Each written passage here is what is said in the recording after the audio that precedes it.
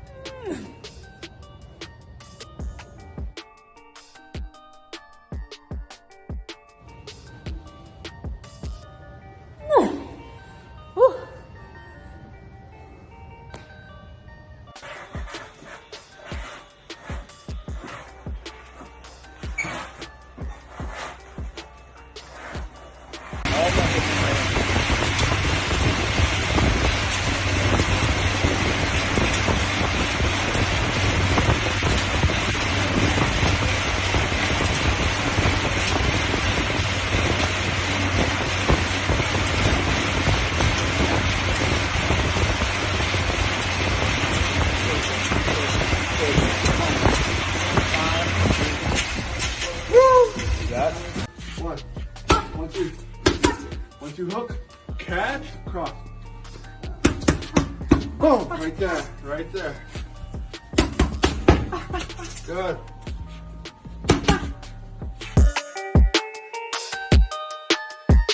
MMA is something that always kept my heart rate up. It was something I was very interested in. I'm a physical guy. I like physicality. You know, you talk about athletes. MMA athletes are probably the best athletes on the planet. You know, the training that they go through, you know, the physical stuff that they go through. I've been to almost all of the top UFC fights. Those guys are specimen, and I'm a sport. I wish I could hit some of those NBA players I used to play against just like that. So I've definitely been a fan of MMA. I was introduced to MMA by Vitor Belfort.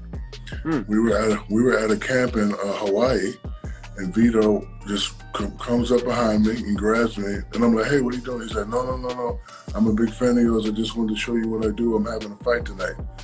And Vito fought this big dude in a lumberjack suit, and he put him down in 5 seconds. And ever since then, I became a fan. And then I met Dana White, and you know, me and Dana White are friends, and you know, I'm able to, you know, go to the training facility and, you know, watch all those specimens train. So it's a great thing for me, and I love MMA. So I said to myself, let me try it, let me train. I wanted to fight a couple of pro guys, but they were having matches. So they put me against a guy my size who was an amateur. He wasn't pro, and I'll let you watch the episode to see what happened. But listen, I did call out Hong-man Choi a long time ago because I've never fought anyone my size. Ever since 10 years old, I've heard the phrase, pick on somebody else, pick on somebody else. So at the time, a couple years ago, if he was willing to fight, I would have fought him, Hong-man Choi. How serious do those talks get? How far, did you ever actually seriously pursue it? No, I just mentioned it. I wanted somebody to come back. Well, actually, I wanted Dana to come back and say, I'll set it up. But nobody ever did. So, it just turned into, I say something, you say something, I say something, you say something. But I definitely would have, gave it a try. Yeah. So in this episode, you actually, like I said, you get your hands dirty. You grapple an actual UFC fighter. I don't know if I want to give away the name. Should I give away who the fighter is, or should we not say who the fighter is? We won't say what happens, but should we say who the fighter is? Because people know who this man is. Yeah, go ahead. Tell him. Greg Hardy. You go up against Greg Hardy, the former NFL Defensive Player of the Year. Greg Hardy is the strongest guy I've ever wrestled in my life. Really? Nice kid, strong, taught me a lot. And if we got into it, it'll probably be a long day for me. He's physical. He likes to fight just like me. He likes to bang. And he was actually, he actually taught me a lot because, when I go to my little grappling school in Orlando, it's really nobody my size. So to go up against somebody with that strength and that, it was tough for me.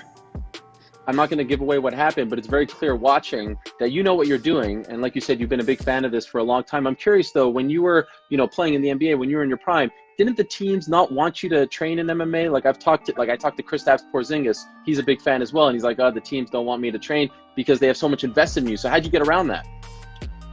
I had a couple clauses in my contract. I was allowed to have a motorcycle. The only thing I couldn't do was scuba dive and skydive. Everything else I could do. Wow. I could go to concerts and rave. I can do boxing matches. I can play another chair. I've never had that. So, but I couldn't, like I said, I couldn't scuba dive or skydive. And then, listen, it's training. They just wanted me to, come back and, some type of playing shape. Everyone knows I didn't come back in basketball shape because I always said to myself, who do I need to get ready for? I get ready when I get ready. But, I always used to train with my hands, MMA training, all that stuff. Who are some of the guys that you make a point to watch, or girls? Oh, I like to watch guys for two reasons. Some are for skills reason and some are for drama reason. I like some of my favorite fighters were villains. They were not. Some of the guys that I like to watch fight the most are not necessarily the guy that are acting like role model. I used to like Tito Ortiz. I used to like, I like Chuck Liddell, of course, but Chael Sonnen. I really like Chael Sonnen. I thought his trash talking and his fighting skill was brilliant because he didn't use profanity like a lot of the fighter. He was very smart, and I always admire that of him. I never was able to do like he did. It was something that I really admire. It was how he promoted. It was insanely good. And I like that. I like the build up to the fight, and when the fight starts, you have goosebumps because you're emotionally involved.